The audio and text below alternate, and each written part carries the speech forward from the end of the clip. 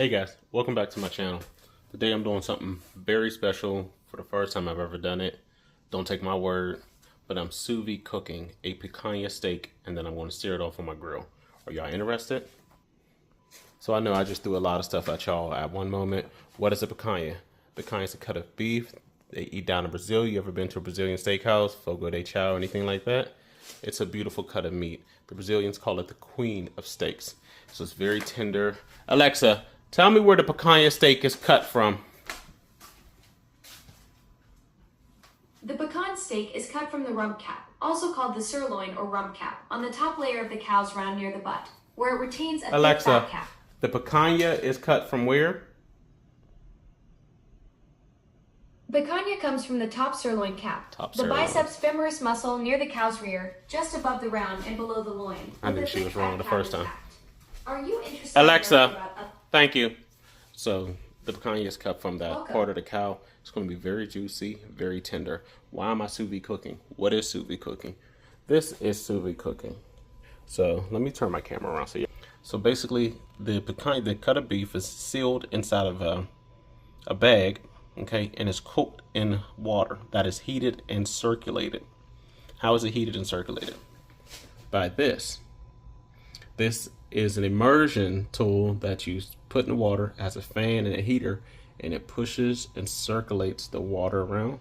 Right now, it's 129 degrees, and it's been cooking almost for 2 hours. I got 14 minutes left in the cook. Let's take a peek, guys. Like I said, it's sealed inside that bag with a vacuum sealer, and it's been cooking in this really warm water for almost 2 hours. I have a timer going because outside I need to get my grill preheated because I still have to sear the steak. The picanha is going to cook it edge to edge perfectly. Alexa, dismiss timer. It's going to cook it to edge perfection. So it's going to give me a beautiful medium rare. But when it comes out, it still needs a great sear. It's going to be kind of gray and it's not going to look the best. So outside, I have my electric grill smoker, my Ninja wood fire. Inside, I have a cast iron grill plate. So what I'm going to do is I'm going to set this grill on high. It's going to get up to about 500 to 550 degrees. You want it hot. You're not cooking it. Remember, you're just searing it. So we're going to sear it on all the sides for about 90 seconds each. We're not cooking it. We're just getting a very good crust because that's going to make it taste very good.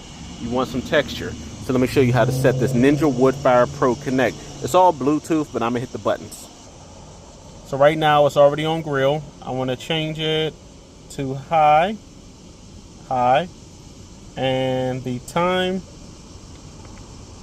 I'm just going to set it as long as I can. I'm not going to use the whole hour, but y'all get the point. Hit start. It's going to preheat. It takes about 10 minutes to preheat. That's why I set my timer to go off for 15 minutes so that I can get it to come out, get it out the bag, and put it on the grill. So that's what I'm going to be doing.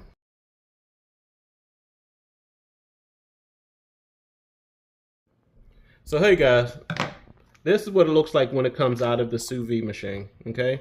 Right now, it's just a gray, sad looking steak. Okay, right now I'm gonna cut it out the bag. I double seal my bags, not because I've had a problem, but I would hate for water to get inside the bag and ruin whatever you're cooking. So double seal it, both ends. Let's take it out the bag, guys, see what we got. Like I said, guys, it's my first time doing it.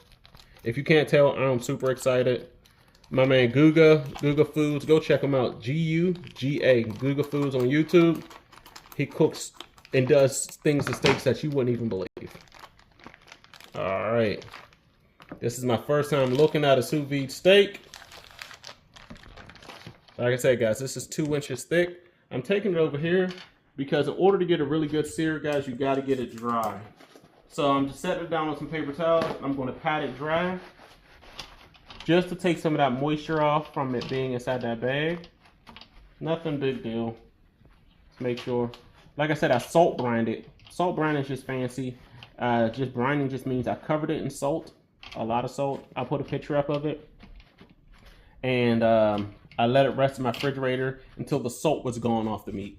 It just dissolves. So what that does is it flavors the meat. So once you cover it in salt, and this is the salt I use, which is a very good sea salt. So I covered it in salt, put a nice layer of salt down, put it in my fridge. The salt dissolves because the water, it pulls the moisture out.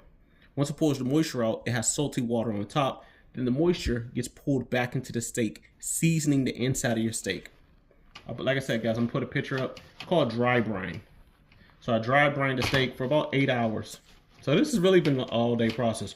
Right now, guys, the steak is cooked to 129, 130 degrees, but I need to put a very good sear on here. Okay, right now it doesn't look really good. Let's take you outside to my grill. So hey guys, it's time to take my dry steak outside on the grill, and let me show you what I'm going to do to this picanha. So I have an electric grill. It's set on high right now. I wish you could see the smoke. Shut the door. I wish you could see the smoke that's coming off this thing. Right now, it should be about 500 degrees.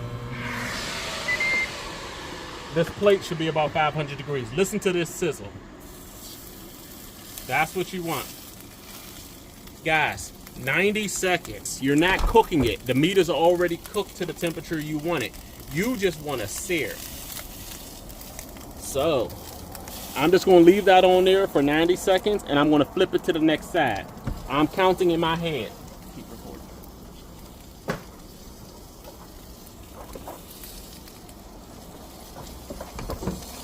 Right now, I'm going to do the infrared. 449 degrees. That's how hot this plate is.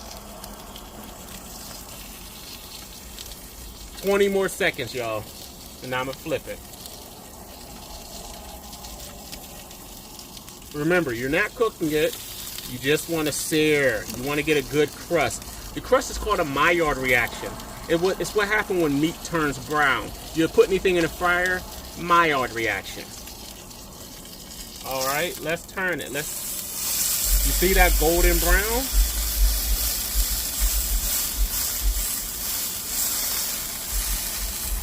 I'm pressing it down to get good contact with the hot plate. I'm going to keep doing this until I get a crust all around the steak on each side. Welcome back. So, guys, this is what a seared steak is supposed to look like. Just brown, guys. Not black. Not anything, just beautifully brown. You want that Maillard reaction. That's what I was talking about. All right.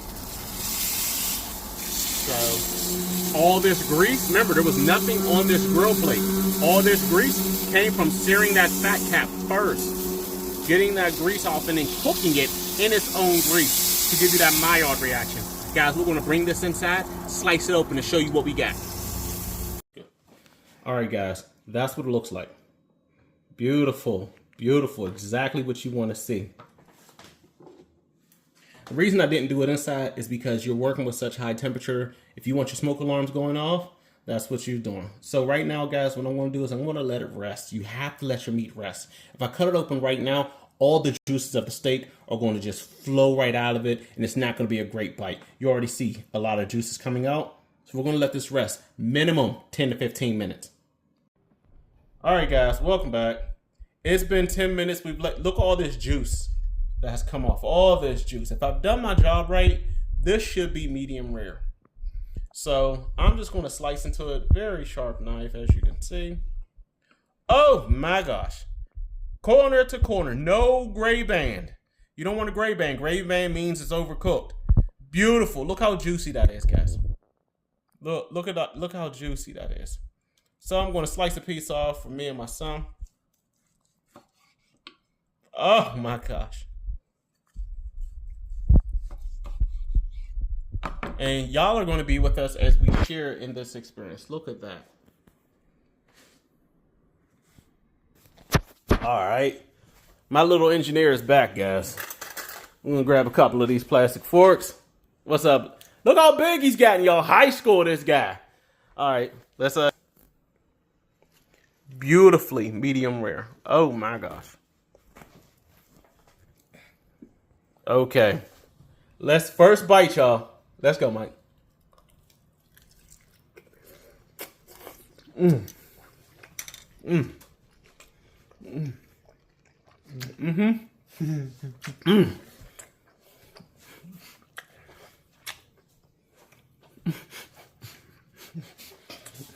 Well, guys, that was a huge bite. Oh my gosh, it was so juicy. The dry brine, like I said, covering in salt and letting that salt dissolve was beautiful. Remember, the salt only dissolves in the meat, not in the fat. So there was still a layer of salt on top of the fat, but all around the meat, the salt was gone. So juicy, seasoned perfectly, cooked perfectly. I will be sous vide steaks forever now, guys. I don't care how long it takes. But don't trust me. He can't even speak, he's so happy. I want y'all to see this juice. No gray band, guys. My first time doing this, no gray band. Please, if you liked the video, if you learned anything with me, if you learned through me, please like, comment, share. I greatly appreciate it. It helps the channel grow, and I'll keep creating content. Have a great day, y'all. Sous vide your meat.